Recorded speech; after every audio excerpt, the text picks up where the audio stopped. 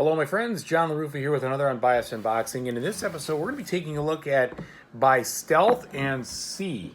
So first of all, there are two guys riding a submarine underwater, ready to blow up British ships. That's crazy. I can't even believe that that's historically what happened with the Italians in the early parts of World War II. Never had an understanding of that before I saw this game. Absolutely shocked that that's what they did. Mad courage there for those guys, or just mad craziness. Anyway, let's take a look at what is inside of this box. All right, so folks, please like and subscribe to this video on YouTube if you haven't done so already. Appreciate it. So as I said, crazy. That's what they actually did. So this game, I did read the rules before opening up, so I kind of know what to expect. And so we're going to get started. As usual, I do like to see the gameplay on the back, which this game does show me said gameplay on the back, which is good. All right. Heavy box. There appears to be a lot of content in here.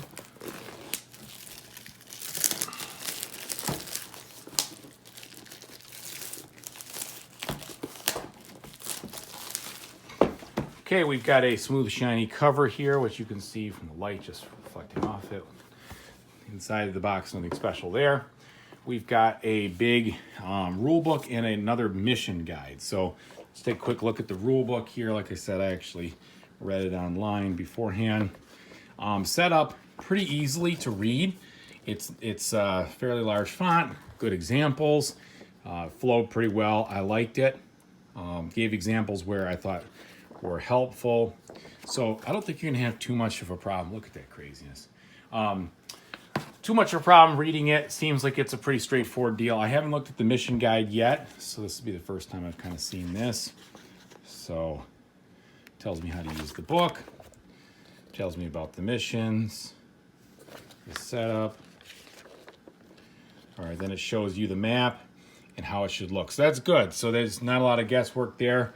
Awesome. I appreciate that. I heard there was 9 missions in this game. So, and then you can play it in campaign mode for a custom campaign or a historical campaign. So that's kind of cool. I'll give you some different things you can do there. So anyway, 9 different missions, plenty of gameplay, I'm sure. Plenty. All right. So there's that. Now it looks like we've got several game boards in here. I know there's 3 ports or 3 harbors, so they're probably, oh, bummer. Got a little ding there on the board. Don't understand why there was no ding on the box. Anyway, all right, so anyway, let's see what we've got here for the different game boards. So this one looks like it is Gibraltar. So it sets up pretty nicely here. You've got your harbor defense information over there, which is kind of a handy way to understand what's going on, the defenses that are there, and kind of following that. I think get your timeline down here, and of course the layout and different things there. So very clear as to how that looks. And then we've got Algiers, completely different setup there. And then finally we have Alexandria. All right, so 3 different harbors in this game, historically accurate to the missions. So that's cool. Okay, so we got those. Then we've got our 3 different, literally manned underwater torpedoes that these guys were riding on. So there's number 1, number 2, and number 3. These are identical, but there's 3 that you ride on in the mission. They kind of show you your different stats and different things, your operators and other things there. So that's cool. Now let's take a look at, we got a turn reference, which is nice. Always need one of those for a game like this. So nothing fancy, just boom, how you do your turn. That's awesome, like that. We've got an action reference, also appreciate that. Smaller text there, but that's okay. It's a 1-pager, and I appreciate that more than anything. And then we've got this historic campaign after action report. You can probably copy it. So you can write on there. And then a custom campaign, which is cool.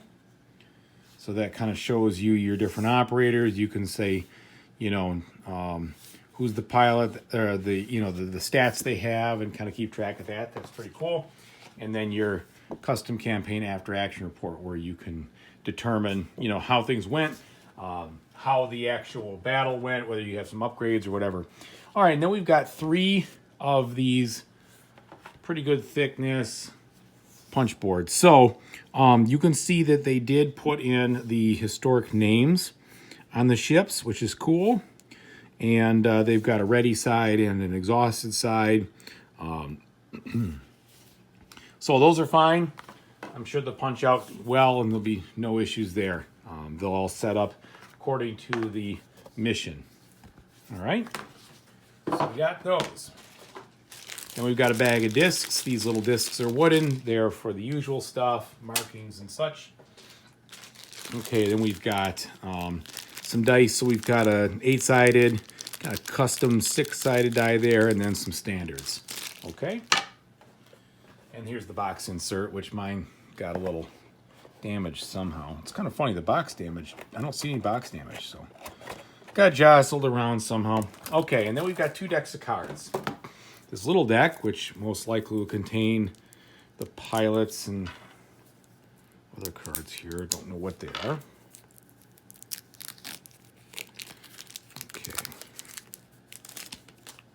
Okay, these cards are just fine as far as thickness. There is no texture, they're smooth. So we've got the pilots. This red side is when they're distressed. Basically, they've already taken a hit.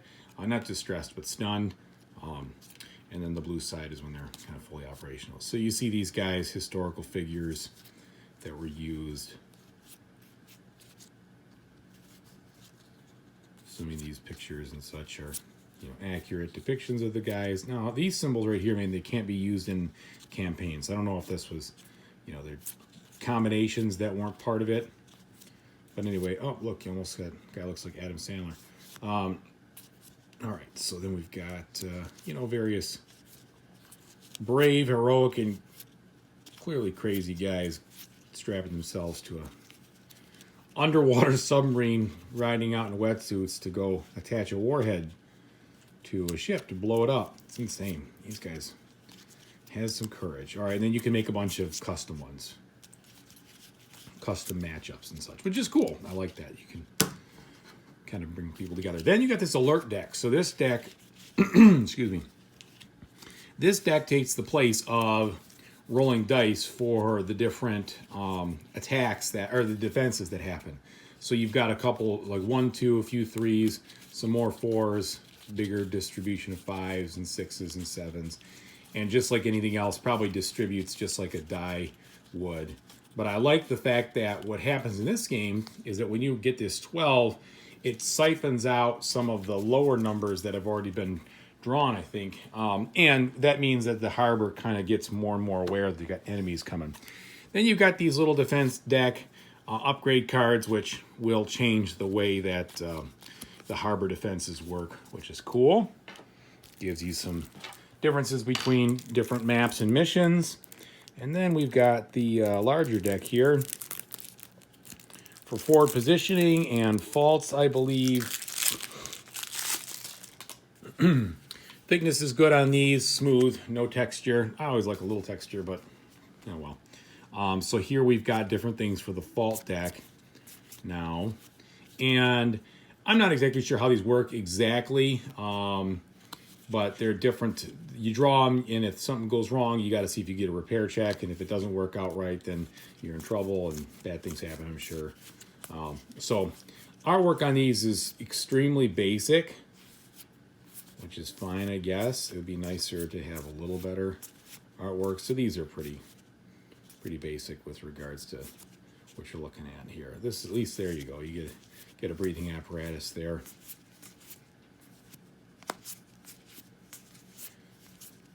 Okay. So lots of different faults that can happen to you. Warhead fault, yikes. Although, you know, suffocating in the wetsuit wouldn't be my first choice either. Anyway, so there we go. That's a good quality deck. I do like the the backs look a little more colorful with the artwork, which is better. Okay, so overall components look pretty clean. The unboxing is what it is. I think I like the components the way it looks.